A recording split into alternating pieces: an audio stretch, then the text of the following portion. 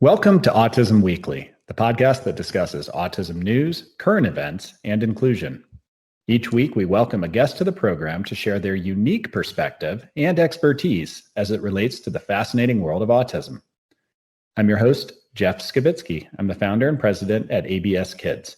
I've been in the field of autism and applied behavior analysis as a clinician and advocate for nearly 2 decades. This week, we welcome Adam Davis to the podcast to talk to us about the ways games can be used as a fun way to help people with autism develop social and interpersonal skills, regulate emotions, and increase mindfulness. Adam is the executive director of a nonprofit called Game to Grow. In addition to his work with Game to Grow, Adam developed the core gaming program at the Atlantic Street Center, utilizing video games to teach dialectical behavioral therapy skills. We're thrilled to learn more. Adam, welcome to the podcast. Thanks for having me, Jeff. So I'd love to get a little bit of a background and get to really understand where some of these wonderful ideas stem from. And I guess the biggest question is, how did Game to Grow come to be? So Game to Grow is actually, we're a nonprofit based here out of Seattle. We've existed as a nonprofit since about 2017, though I've been in this work, and my co-founder of Game to Grow has been in this work since about 2011. So this all started, Adam Johns and myself met in graduate school. We were at the Antioch University here in Seattle. I was studying drama therapy. He was studying couple and family therapy. And we got sort of one of those grad school jobs at an after-school program that was designed for kids who were having trouble fitting in, having trouble making friends. And it was a Dungeons and Dragons group. At the time, it wasn't really facilitated with any intention. The kids were just having an opportunity to play together, gather around, and do something that they enjoyed with some supervision. And I was a supervisor in that position. And then over time, as I was watching these tabletop role-playing game groups, I realized just how much of a potential there was for tabletop role-playing games to overlap with the things that Adam Johns and I were learning at Antioch. I was studying drama therapy, like I said, which is the systematic and intentional application of drama, games, and activities for insight, growth, and change. And Dungeons and Dragons and tabletop role-playing games like it are a perfect vessel for that kind of intentional role play, the kinds of insight that one can gain from playing a character, the trials and tribulations of rolling dice and discovering that maybe things don't always go the way that we wanted them to. This is a really important vessel for learning so many important life skills that he and I at that time decided we wanted to do something more than that program was really able to handle. So we launched a small for-profit organization for a few years to get the proof of concept ready.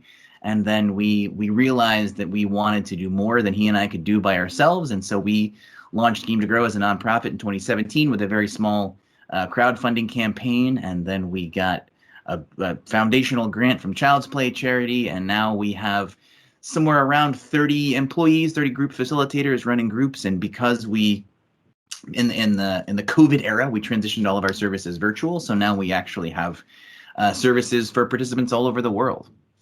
That's an amazing story. And when I'm thinking about the population of autistics and youth with autism, is there are certain things that you see people tend to gravitate to, especially when learning social skills. I've seen Lego groups, I've seen drama troupes, I've seen now gaming. What is it about gaming that allows somebody who maybe is not willing to fully explore all their personal thoughts and feelings and expose themselves to be able to do it in that environment?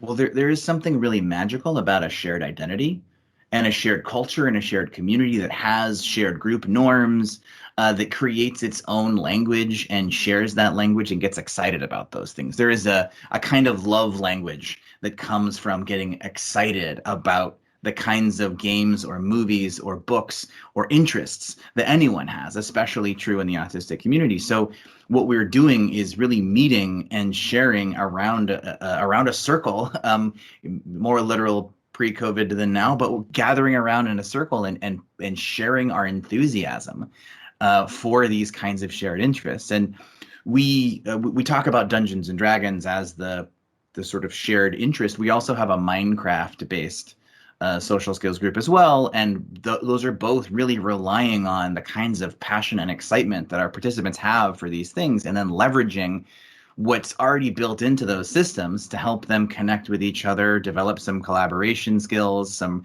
self-regulation skills like you spoke to earlier. But really, so much of what we're doing is helping them connect with each other. And a lot of our participants, you'd mentioned a lot of them live with autism diagnoses, but some are undiagnosed and some have different diagnosis. But the reality is, for most of our participants, is that they have struggled to fit in, struggled to form communities and form friendships. And what we're oftentimes seeing is a lot of them have been, sort of taught how to be friendly, and taught the appropriate way to interact with other people. And I'm air quoting appropriate here. And that they haven't actually felt the rewards of being social. They haven't felt the kinds of intrinsic benefits of having a friend who was excited to see you, who shows up on time and has those kinds of scheduled play dates, right? So when one is coming to a tabletop role-playing game group, there is a continuation desire that's built into the format of the modality, but also really built into the way that we train therapists how to run this. And so what we're seeing is a lot of people who have never had a friend or never had a support group or never had that kind of network of people who they care about. Now there's a beautiful opportunity for them to practice connecting, practice reaching out, practice being vulnerable, practice sharing to the appropriate extent, and then stopping and then asking follow-up questions. There's so much built into the model that is the perfect sandbox and playground for trying on new interaction styles with other people. And we don't have a strong right or wrong approach as we're doing this. A lot of it, what we're trying to do is help young people connect with each other in their own language and in their own style and build the kind of social confidence that will help them continue to want to reach out to other people, building that capacity to connect with other people so that they can do so on their own terms. And whether talking to different people through this podcast or having the chance to be able to see it clinically, I've seen a lot, especially of young adults and teens who have gone through almost a bullying sort of period where they try to hide some of those vulnerabilities. I would imagine creating a character on a tabletop role-playing game, they're able to expose themselves without exposing themselves. That's beautifully said. Yeah. So how does that happen? And maybe you can give me an example and paint the picture of these role-playing games and maybe some of the characters that people develop and how that aligns to maybe who they are or who they want to be. Absolutely. So what I'll do is sort of paint the picture of what a tabletop role-playing game is in general for listeners who aren't as familiar with the format. And it may help for me to explain what a tabletop role-playing game is not, because there's sometimes is some confusion around based on what other people's experience is with games as well. So the first thing I'll say is that a tabletop role-playing game like Dungeons and Dragons or Critical Core, the system that Game to Grow created, it is not a video game. I'll say that first. Historically, these were called tabletop role-playing games because they were played sitting around a table, a four-seater table are in that circle. Something else that's very different about a tabletop role-playing game is that the game is collaborative. The players aren't working against each other. They're all building on each other's ideas, working together towards that common goal. Another thing that makes tabletop role-playing games unique and exciting is that the point of the game is not to earn points or have some sort of win condition where you race around the board so many times or anything like that. The point of the game is to create a story. So here you have sitting around a table, creating a story collaboratively together. It's really a collaborative role-playing story game. And there is a formal set of rules and guidelines. It is a game with dice, and there are rules, and there's a nice, we call it crunchy. It's a nice sort of crunchy game where you can get really deep into the rule books and understand the probabilities of doing one thing instead of another thing, which is a really nice, safe system in which to play and practice, because it's not an open-ended sandbox. There are some expectations of certain outcomes at certain times, which is really, really supportive and useful when someone is trying out a new thing. So in this game, you're picturing now of four or so people sitting around a table. Every one of those people, except for one, which I'll explain later, has a piece of paper in front of them called their character sheet.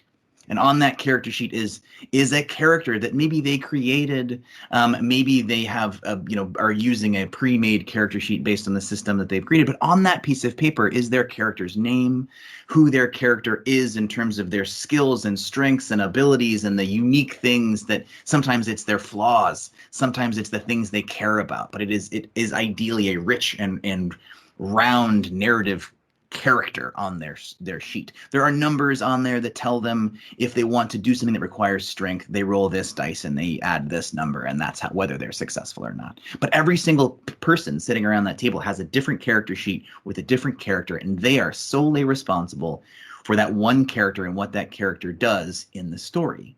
But that other person sitting at the table with all of the players who are playing characters is called a game master.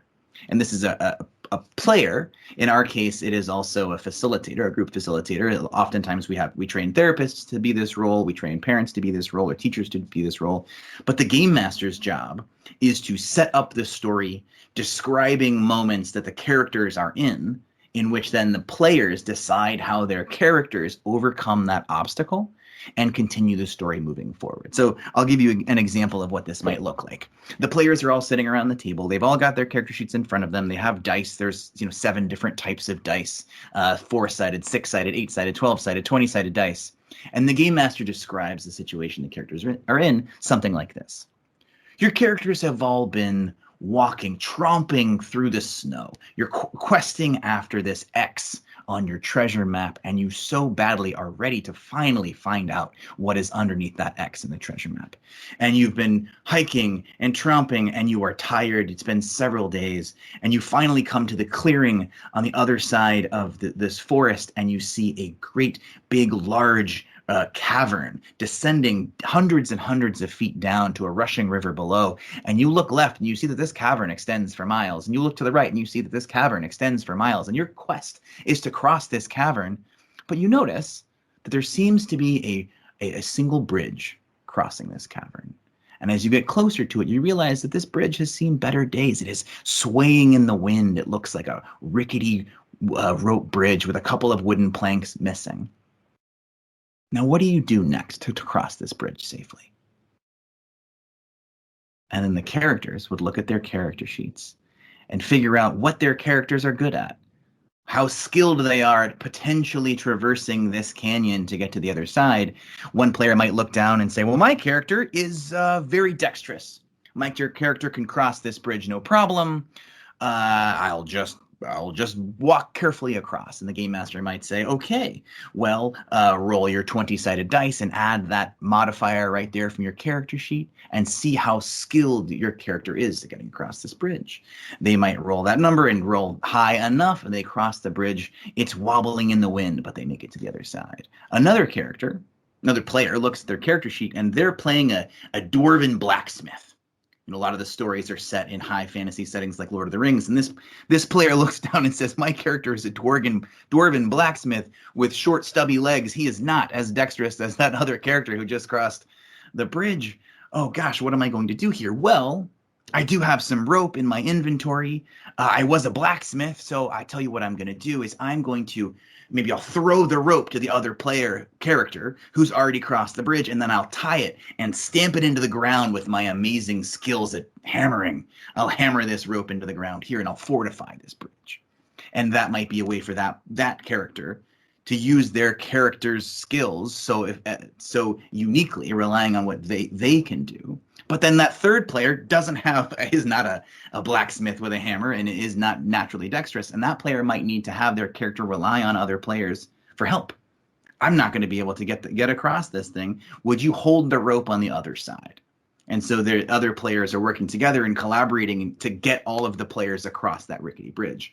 And these kinds of challenges that the game master provides can be, linear, like that bridge challenge, but it could also be an open-ended challenge of coming to a castle, and they know that they have to get inside that castle. This castle ruled over by perhaps an evil and malicious king, and they need to get inside that castle. Well, now they have to decide, do we go over the wall? Do we try to sneak our way past the guard in the front? Do we try to find an open window? Then the players are talking to each other about how they want their characters to overcome these obstacles. Ideally, the players are building on each other's ideas. One player will say, my character wants to jump over that wall.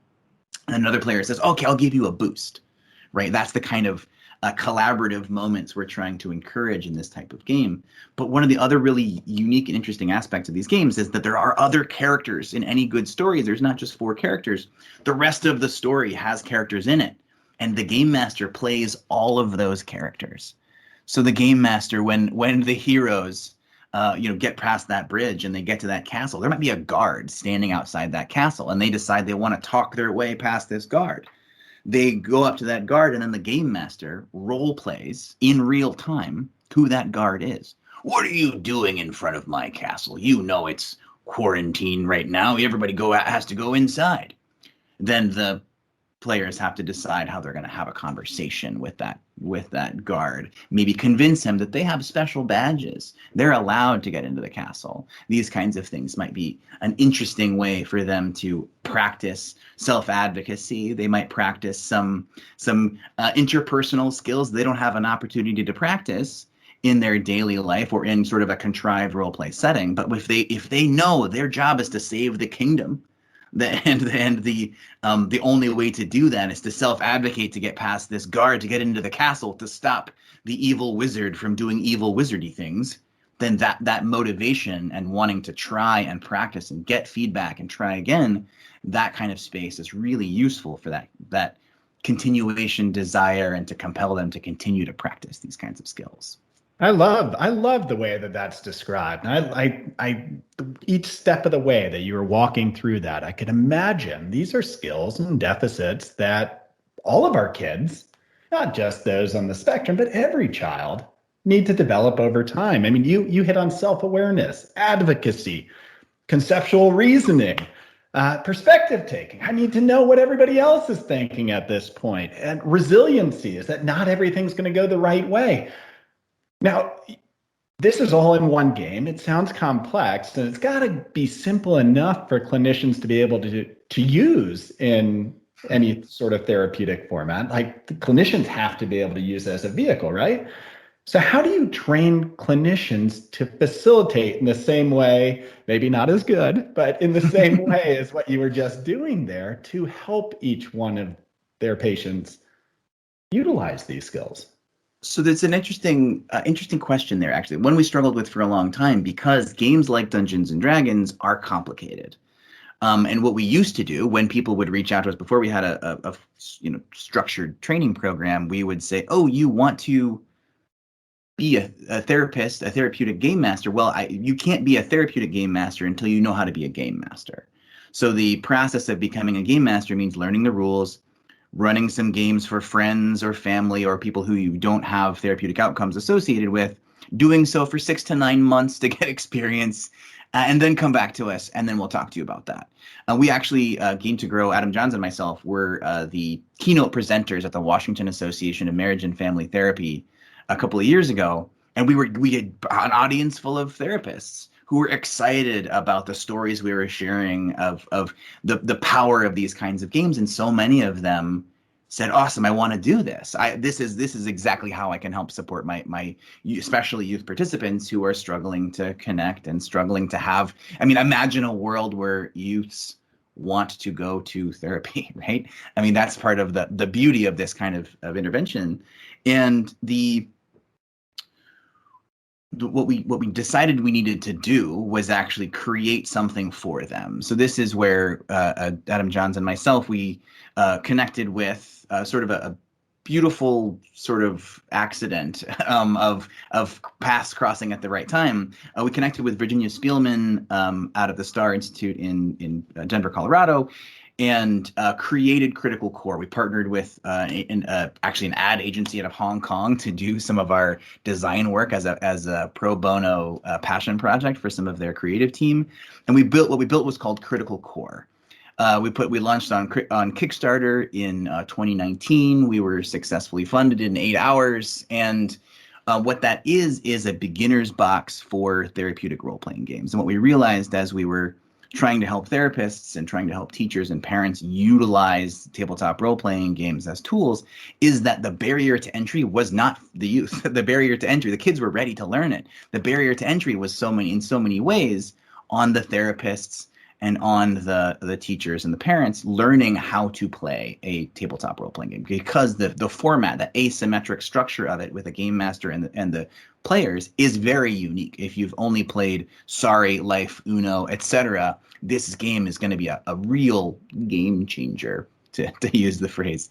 So what we built in Critical Core was a simplified rule set that is similar to Dungeons and Dragons or Pathfinder or any of the other big name tabletop role-playing games, but it's designed to be accessible, not just for a neurodivergent population, but also for brand new game masters. Like, it really is designed, and the core game master's guide that comes in the kit really is a very simple instruction of how do you structure a narrative, how do you support participants who are struggling to engage. All of those kinds of things are in the rule set. But then also we included a facilitator's guide that talks about the structure we have used successfully in Game to Grow, a 90-minute structure that has a check-in process and a checkout process, and builds into it those sort of participation structures that help the youth engage with each other, and really some of the ways we want to help our players identify with their characters to the appropriate amount,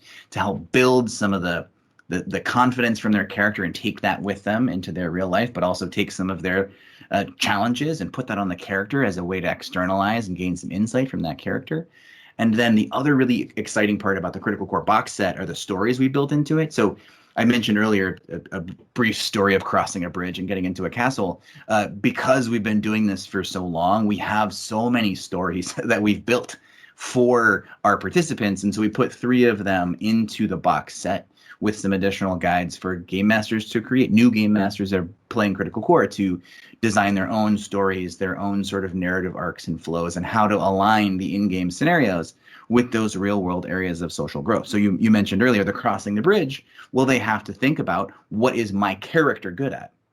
If the player, has experience in scouts and knows exactly how to tie a knot, but that character is a dwarven blacksmith or an archer, they might not know how to tie knots. So there is a real important value there to say, I know this thing, but my character does not, or my character knows this thing, even though I do not. That's a really important opportunity to reflect on that perspective taking and theory of mind skill. So that might be one encounter in the game to reinforce and support that, what we call core capacity. But there's also plenty of opportunities in there for regulation skills. That bridge is rickety. That is scary. How am I going to cross this bridge? I'm not sure if this is going to work out okay. Is a fantastic opportunity to build a regulation skills. Also, linear sequencing of events and gray area thinking to recognize that just because so-and-so got across that bridge safely doesn't mean that everyone will. That kind of just because something happened before under certain circumstances doesn't mean that those exact same circumstances won't cause something else to happen later, is a really important perspective to take on and carry around with them. Finally, the one of the really important core capacities we built into the game is this concept of pretend play, because we really are leveraging play, actual, honest, authentic, social, relational play as the vehicle for so much of this. And what we always tell our trainees is if you are not playing, the participants aren't playing. So keeping that model of the game master is a player, and the game master should be engaging in an enthusiastic relational space with those participants and talking in silly voices and being excited and being worried and modeling that with an active presence affect when the bridge is ricketing back and forth. Eyebrows up, leaning forward. This is us co-regulating in so many ways with our participants as well. Such a crucial feature. I mean, with any therapy, is that if somebody's not motivated to be a part of it and they don't feel engaged, of course, they're not going to put themselves fully into it. Now, I have, and maybe this is a wish list item that doesn't exist, but wishful thinking here. Is there, and are there stories or are there developed material to be able to focus specifically on enhancing skill sets, or say it is perspective taking or it's self-regulation? Are there specific stories that would hit that more and enable a therapist to target behaviors more frequently? So we don't have storylines overall. So let me back up just a moment and say that storylines, what we call big overarching campaigns, imagine it's like a season of a TV show. Because a youth isn't just coming to play for one 90-minute session. They're coming to play in a group for a 90-minute session once a week for 10 sessions. But we also have had participants that come quarter after quarter after quarter after quarter and have been with us for 5+ years also. So there's a real power of continuity and a relationship with the narrative there. That narrative component is really the most important aspect of it, the relational social narrative play. But the way that those sort of teachable moments are built into the game is it's never done overtly. It's never done in a today class we're learning about perspective taking kind of way, right? Because so many of the participants see that and then it feels like school, right? It feels like therapy. And so what we're doing is a lot of implicit social learning. And so what we'll see is in the reflective praxis at the end of what did you notice, what was challenging, what did you maybe learn from this session. That's where the connective tissue is between the in-game engagement and the translation of that, for lack of a better term, into the real world and into connecting those pieces to their lived experience. So the way that I described it earlier is every encounter in the game has those kinds of connections to what we call the core capacities. And there are definitely moments where that encounter is specifically designed for perspective taking. There is a guard having a bad day. How do you know he's having a bad day? Because you can see it on his face. How do you interact with someone who's having a bad day, right? But the campaign itself has all of the opportunities for growth sort of sprinkled in amongst the entirety of the campaign, so that you're crossing so many of those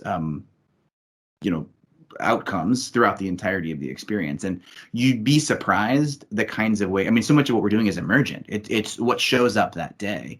And in the way that we talk about our structure, we do have stories, and there is a procedure to it, but there's so much flexibility built into what the game master is doing, that the game master who is playing those characters will respond differently on that day. If someone needs kind of a social confidence boost, that guard who may have been designed in the story to be gruff and having a bad day and not at all interested, that game, the game master might that day, if a particular player is having a rough day, they need just a little social confidence boost.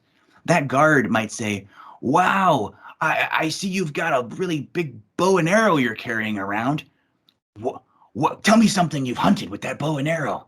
If I'm having a really bad day and I could really use a pep talk, tell me something cool you've done. I'm going to go hunting after I'm done with my shift, and I would like to know something cool you have done in your life.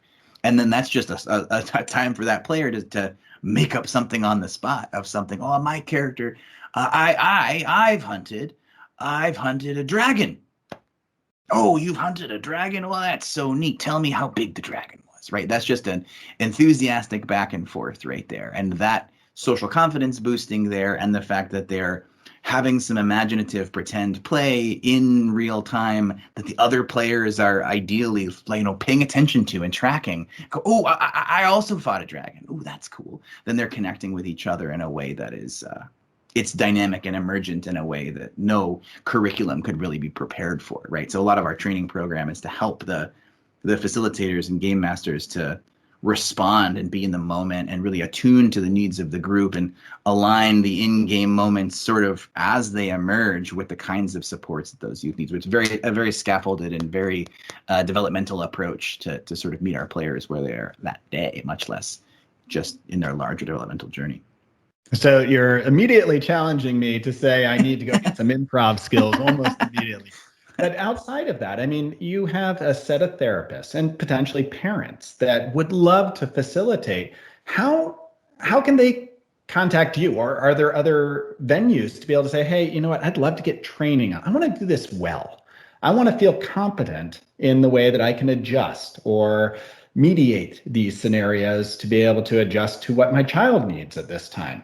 Is there trainings available? Yes, there are. At gametogrow.org/training, we have 3 different branches of our training program. We have one for therapists, one for educators, and one for community members. And community members means parents. It means people who work at a teen center, or maybe who work in a game store or some sort of other. Librarians will come to that one oftentimes. And that's how to be a safe and supportive game master, aligning the situations in the game to help the participants flourish socially. So it's not designed, that one in particular is not designed for treatment outcomes or how to take notes, those kinds of things that clinicians might need. If clinicians are interested, they should come to the training program specifically designed for clinicians, which will cover a whole lot of the kinds of things that teachers and parents don't need to know all that much about. But it's a really useful training because it's 3, the therapist training and the teacher training are both 6 hours. That there's 3 of them for the therapist training program, 3 6-hour sessions. We have consultation programs to get some additional support along the journey. So I would absolutely advocate that people go to gametogrow.org/training to check that out. There is sort of an expectation or an understanding that some people attending those trainings have had some experience with tabletop role-playing games, but it's also, we don't want that to be a barrier to participate. So we also have game master workshops for people who are coming and want to learn about how to facilitate the game. There is a bit of that improv skill incorporated in some of those workshops as well. That's also at gametogrow.org/training. And the other thing that I've mentioned that's beginner's box to therapeutically applied role-playing games is called Critical Core, and people can find out more about that at criticalcore.org. It appears that you've looked through taking away some of those barriers and encouraging people to get to the point where they can use the games and the critical core games to be able to really enhance those relationships. What sort of advice? I mean, if you have the ears of a variety of families out there, parents, self-advocates, what is your advice to them on the value of the gaming world to helping somebody to really build some of those interpersonal skills and social skills that are so critical for daily life? I would, sort of to echo what I said earlier, I would look at sharing enthusiasm for these games as a love language. You know, the concept of love languages, some people like affirmation, some people like small, gifts. Some people like the way that they give and receive love is through these set love languages.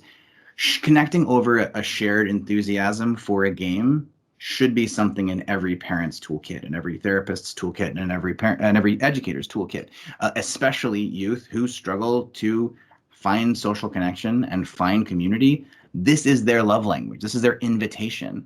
And the advice that I would give is to find something in that game or movie or whatever to connect with the participant or the youth or the client about. What do they love about this? And really try to sink into that enthusiasm for that shared thing, and reconceptualizing this as I have to help my participant or child or student talk less. I have to help them talk less because they're oversharing.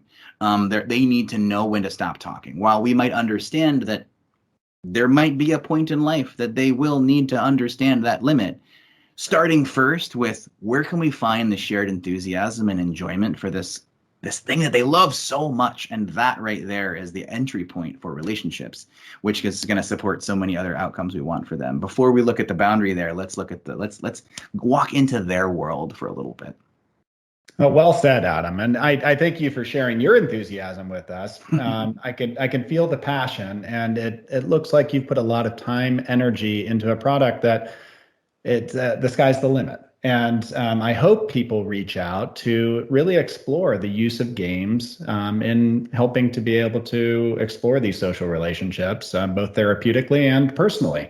But I appreciate your time today, and hopefully we can get back in touch and do some follow-up. I love that. I would look forward to coming back, Jeff.